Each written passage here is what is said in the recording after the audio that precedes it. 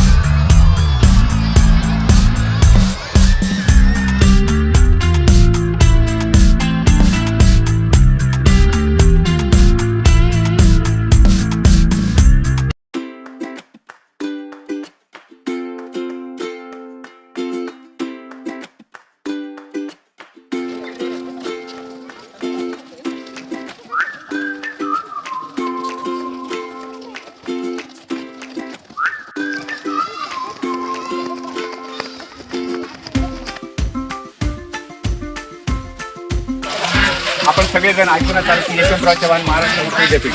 आता तुम्ही पुणे विद्यापीठ ऐकलं असेल, बाकीचे ॲग्रिकल्चर युनिव्हर्सिटी ऐकले असतील, विद्यापीठ ऐकले असतील, पण या सगळ्या विद्यापीठांमध्ये हे विद्यापीठ जरा वेगळं आहे का, की ज्याचं वय वाढलंय, ज्याला नोकरी करायची, नोकरी करता करता, व्यापार करता करता, शिक्षण घेता घेता आपल्या विद्यापीठाचं शिक्षण शिकता येतं. शेती करता करता सुद्धा आपण ॲग्रिकल्चर डिपार्टमेंटला जाता आलेलो आहे. या विद्यापीठाची खासियत आहे की तुम्ही आपला कामधंदा नोकरी सांभाळून या विद्यापीठामध्ये शिक्षण घेऊ शकता. घर बसल्या अभ्यास करून आपले ध्येय गाठू शकता. म्हणजे आपण नोकरी करताना प्रमोशन पाहिजे किंवा कोणी एखादा व्यापार करत असेल, त्याला ज्ञानाची गरज आहे, त्याला डिग्रीची गरज आहे, तर तो या विद्यापीठामध्ये ते शिक्षण घेऊ शकतो. त्याचबरोबरीने हे जे चाललं होतं शिक्षण, याच्याबरोबर सगळ्यात पाठीमागे राहणारा वर्ग जो होता मला शेतकरी राहिला होता. शेतकऱ्याला नवीन तंत्रज्ञानाची जोड जर दिली, तंत्रज्ञान जर कसं वापरायचं हे अवगत जर करून दिलं, तर त्याची तंत्रज्ञानाची शेती जास्त विकसित करू शकेल आणि आपलं उत्पन्न वाढू शकेल. जर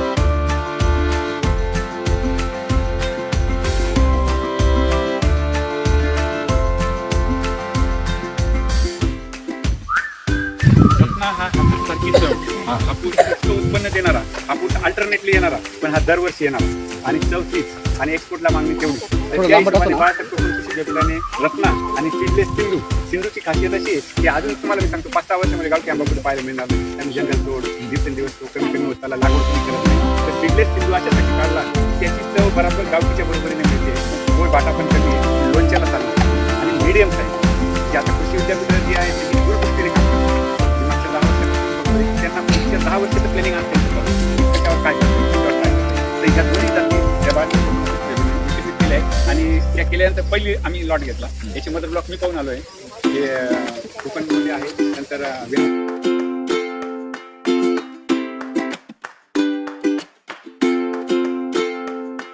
ते पण खड्डे वेगवेगळे आहेत. तर हे सगळे जेव्हा इथे येतं गवत असेल ते गवत वेगळ्या ठिकाणी जातं आणि आपल्याकडे स्प्रिंकलर आहे. स्प्रिंकलरने ज्यावेळेस आपल्याला शेतीला पाण्याची गरज आहे त्यावेळेस याला ते पाणी दिलं जातं, म्हणजे सडवण्याची क्रिया सुरू केली जाते. आता नारळाच्या भांडे कधी सरतील, लाकडं कधी सरतील, तर यांना आपण काय करतो तुम्ही बघितलं गावात प्रत्येकाच्या गावामध्ये फुटी मशीन असतं. आपण गाईला तारा आणतो, त्या फुटी मशीन आमच्याकडे करतो. आम्ही या वाळलेल्याची पिकी करतो, तुम्ही भांडीची मकीची करता, आम्ही ह्या कचऱ्याची पिकी करतो आणि ती कुठी या बेडमध्ये इथे जे गांडूळ पाळलेले आहेत. जे गांडूळ आपण पावसाळ्यामध्ये जेव्हा बघतो त्याला आपण शिडीड म्हणतो. तो शिडीड 6 महिने झोपतो आणि 4 महिने ओलाव्यात काम करतो. पण आता तुम्ही जे वाचले इथल्या पिकिड आणि इंजिनियर या व्हरायटी अशा आहेत या कधीच झोपत नाही. रात्रंदिवस जे काही सडकं धणे प्लास्टिक आणि काच सोडून खातात आणि आपली नुकसान देतात, म्हणजे गांडूळ खत.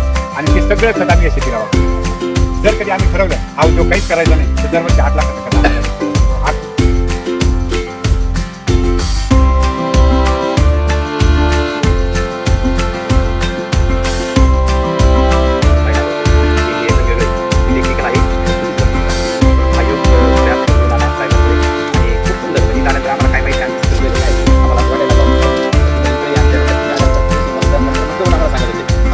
अजून पुढचं काय असं सांगा पण वेळ आम्ही शक्य नाही. निकम साहेबांनी आपलं खूप छान मार्गदर्शन केलं. त्यासाठी आपण पुन्हा एकदा शाळेमध्ये बाबू साहेब त्यांच्यासाठी पण शाळेवर